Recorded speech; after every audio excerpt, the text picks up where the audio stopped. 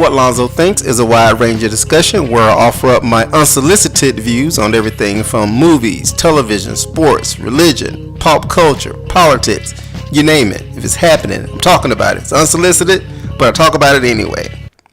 Alright, next on my hit list of Prince reviews, I'm doing retrospective reviews of every Prince studio album from the beginning to, sadly, the end. And next up is Lovesexy.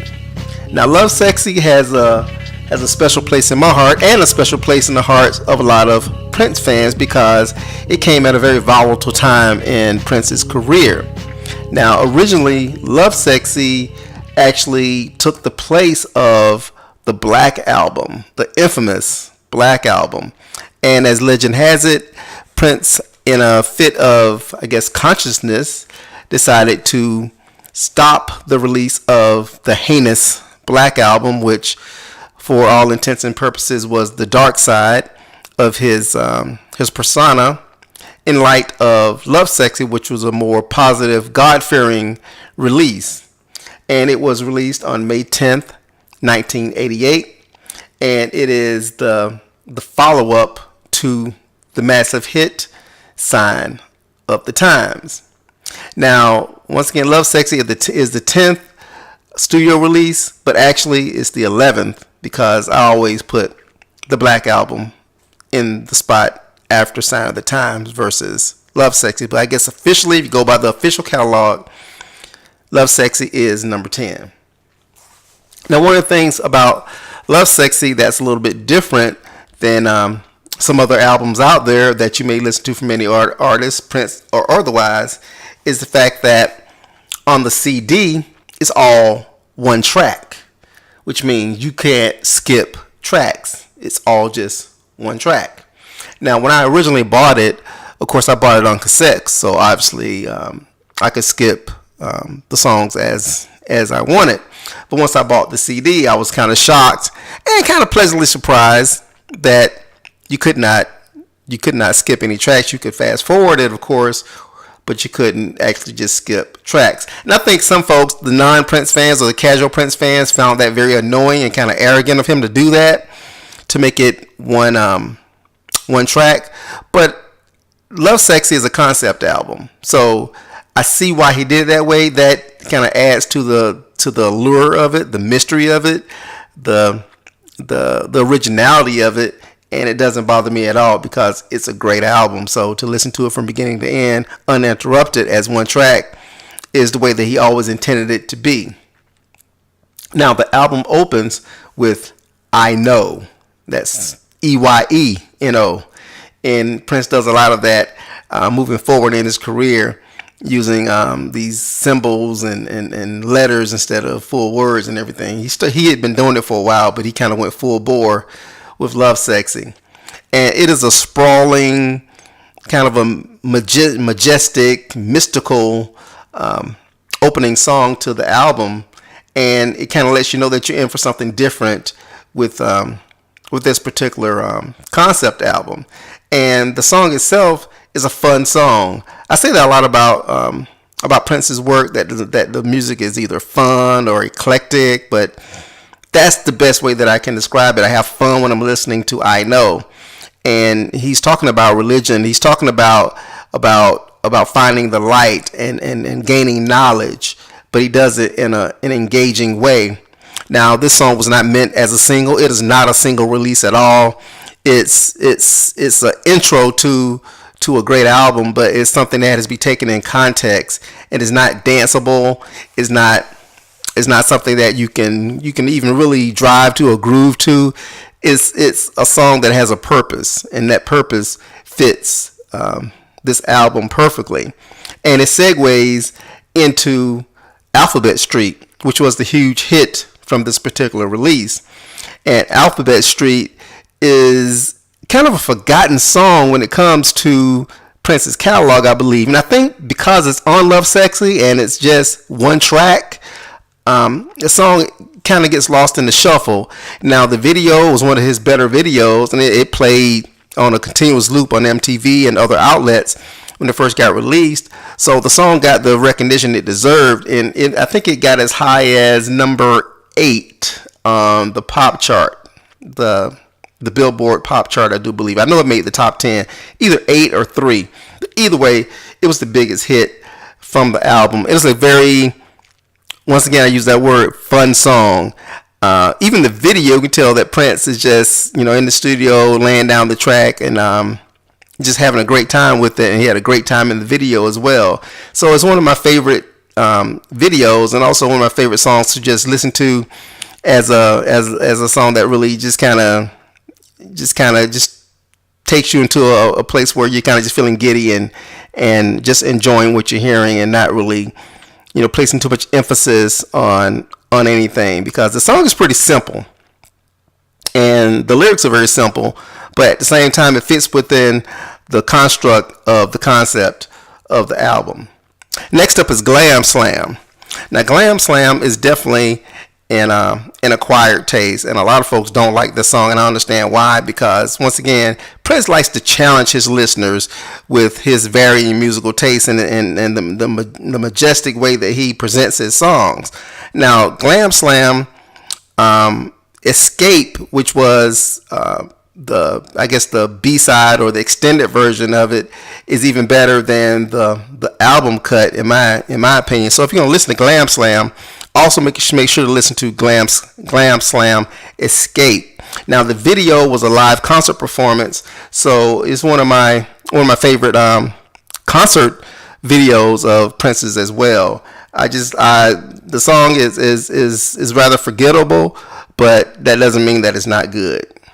All right, next up is Anastasia.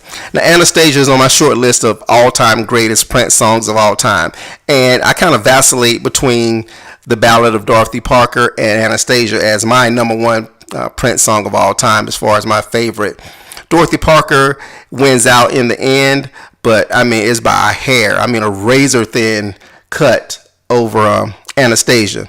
Now, Anastasia is a song that kind of builds into a crescendo, and this is where he's really unleashing the concept of the album, in that he is turning his life over to God, and how he is more about positivity moving forward in his music and in his life. So the darkness of the Black Album kind of gave way to the light of songs like Anastasia, and Anastasia is just a beautiful, beautiful song. And even the opening piano, and as it builds into this musical masterpiece, it's a great song to really kind of dig into the minutia of. And my favorite lyric from the song is, Gregory looks just like a ghost, and then a beautiful girl the most wets her lips to say, we can live for a little while if you just learn to smile. You and I can fly away. So that verse, that lyric, really says a lot, as he is looking at the afterlife being a better place than where you are today. And I have a live version of Anastasia as well, and it's a great live version as well. So it's one of his better songs to listen to live as well. It's just a very uplifting song, great song. Do not sleep on it. Do not skip it. Listen to it every chance you get. It is a great, great, great song. All right, next up is Dance On. Now, Dance On is wow. It's a kinetic, probably the most kinetic song on this album, and it really kind of digs into the, I guess, what's going on in the world today, and how after Anastasia, he's now talking about the things that bring us down in the world, like gang violence and drugs, and how we have to kind of move above that and dance on our lives into positivity. So once again, it's not a song that's meant for the radio. It's not a single type song. It's something that's part of the construct of the concept, which makes it a fitting song for this particular album. But I'm sure probably 95% of people out there never heard of Dance On, and only the diehard fans can really get into it. But once again, that doesn't mean that it's not a great song. Which is next up, Lovesexy, the title cut. And Lovesexy is a great segue from Dance On, and the song's kind of a tandem type of a song from Dance On to Lovesexy, whereas Lovesexy is more about the positivity of love versus the positivity of turning your life around of Dance On. So he's kind of melding the two together between turning from the bad things in life and looking towards love and the sexual majesty of the light and love and being positive in your life. So it's a great title cut, and most of Prince's title cuts are great songs. Well, all of his songs are not all of his songs. Most of his songs are great anyway, but his title songs really do stand out, and Lovesexy is no different. It is a great standout cut. Now, next up is When Two Are in Love, which is a ballad. Now, When Two Are in Love actually was a cut from the Black album that he moved over to Lovesexy. And of his slow jams, When Two Are in Love is one of the forgotten ones, and is not one of his better efforts, I think. When it comes to his ballads, that doesn't mean that it's not good. It's just not one of his top-notch ballads.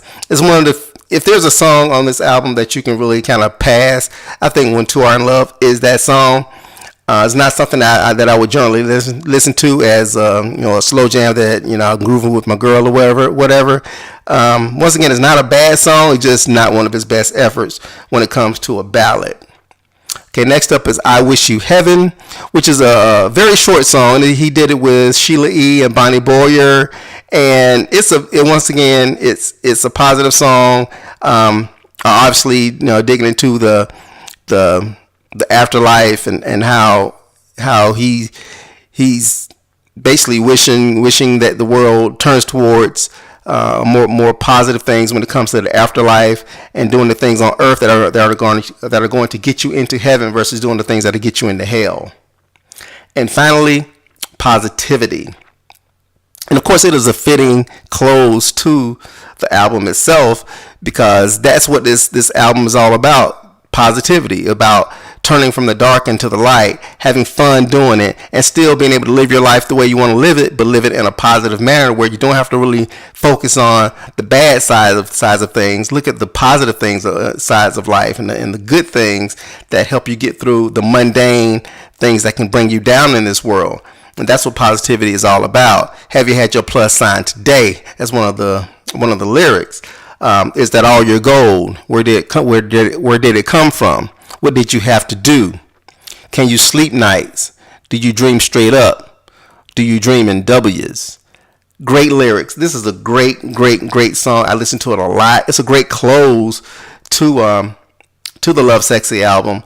And once again, it's not something that's meant for the radio, but it's a great song within the construct of this concept album itself. And that does it for Lovesexy. It's a short album, only 9 tracks to this album. So it's a one track, as I said before. So it's about 40 some odd minutes. So it's an easy listen. It's a good listen. I know a lot of folks kind of shy away from it because of the concept and the way that the CD is structured, to where you can't skip any tracks. I think in subsequent releases, the skip track feature was available, but still, I think if you want to listen to this, listen to it in the way that he intended for you to listen to, and that way I think you'll get more out of it. Now, as for the album itself, as far as in pop culture, it didn't do real well. It was one of his poor selling albums. It made the top 10. I think it made number 1 in like Britain or whatever, but it didn't do real well in the United States. It did go platinum, so that's a positive, but it wasn't a major hit. But as a whole, it's one of my favorite Prince albums of all time. That's maybe because when the album came out, I was in a space in my life where it hit me at the right time. I was in love at the time. I had a great girlfriend that I was crazy about. And we listened to this a lot. And actually, this is one of the albums that I used to help to convert her into a Prince fan. So it holds a special place in my heart. And I actually, cut it just below 1999, Sign of the Times, and then there's Lovesexy. And there was a time in my life where Lovesexy was my favorite Prince album of all time. And it's still definitely in my top 5, and it'll always be in my top 5 all-time favorite Prince albums. Now, I kind of neglected to talk about the album cover because he's naked on it, and a lot of folks kind of made fun of it. But I dig the album cover. I loved it. Not to look at his naked body. I don't care anything about that. But I like the boldness of it, the imagery of it. Him sitting butt naked on a flower. Only Prince can do something like that and get away with it, I guess. I don't know if he really got away with it, but I know when it first came out, and I bought the CD. I bought the cassette, and I was with some friends of mine. And they were kind of making fun of me for buying it. Like, dude, that's him. I don't care. I'm buying it for the music. I don't care if he's butt ass naked on the cover or not. It got nothing to do with me. I'm not attracted to him sexually or anything. So if you guys want to attach some negativity to that, be my guest. But I gives a damn. I'm all about the music, ho. So, anyways, that's my thoughts about Prince. Lovesexy. What do you think? Hit me up. Let me know what's on your mind. Comment below. Hit me up. Twitter at WhatLonzoThinks. At WhatLonzoThinks at gmail.com. Shoot me some emails. Give me some comments. I've been getting a lot of comments lately from Prince fans, of course, on my reviews, and picking up odds and ends and tidbits of information. And I'll be the first to say I don't know everything there is to know about Prince. I don't think anybody really knows. But I put my Prince knowledge up against anyone else's. So, but still, people try to correct me on some things, and I do appreciate that. If there's something I missed out on, I may have misspoken on or something like that, let me know. I don't take it personally. I'm still trying to learn. I'm always trying to learn when it comes to the majesty of Prince itself. And what I'm going to do probably in the next few weeks is maybe at the midway point or something is do a podcast on why I'm such a big Prince fan, and I think everyone has a different take on why they are a Prince fan, and that's one of the fun things about being Prince fans. Everybody has a different outlet or inlet into what he is, and people always question me, why do you like Prince so much? Why is idol worship? No, it's not idol worship. I don't worship any idols. I love his music. That's it. Period. And if the fact that I love somebody's music, I've loved it all my life, if that bothers you, then damn it, look the other way. But I've never understood, and I'm sure a lot of folks out there can relate to me when I say this, I never understood why people get offended about things that you like. I mean, don't worry about what I like. If I wear it on my sleeve and I talk about it and it annoys you, damn it, tell me so and move on, or don't listen to it, or don't listen to me, tune me out, stop being my friend, tell me to fuck off or something, but don't hold it against me personally or make it a part of my overall character that I like a certain type of music. I mean, Prince is a great artist. He made great songs. It resonated with me. I loved it. I still love it. I'm always going to love it. It doesn't matter how old I am. It doesn't matter that I'm a man and he's a man. I don't want to fuck him, or I didn't want to fuck him. He's gone now, but even if he was alive, I didn't want to fuck him. I just loved his music. I did a lot of fucking to his music, but I never wanted to get with him. Nah, just because you love a dude's music don't mean don't mean you're gay, or the fact that he's androgynous means that you're attracted to him. I just never really understood that, but folks kind of attached. I'm just talking personally. Folks always just seem to attach my love for Prince and his music into something sexual, and that's just shallow. It's shallow and it's offensive, and if that's the way you feel, then fuck you. How about that? Anyways, I'm on a tangent. I'll save that for a future broadcast or a future podcast. But let me know what you think. What Lonzo thinks. Prince, Lovesexy, one of his best albums. Buy it, listen to it. It's great. That's all I got to say. This is what Lonzo thinks.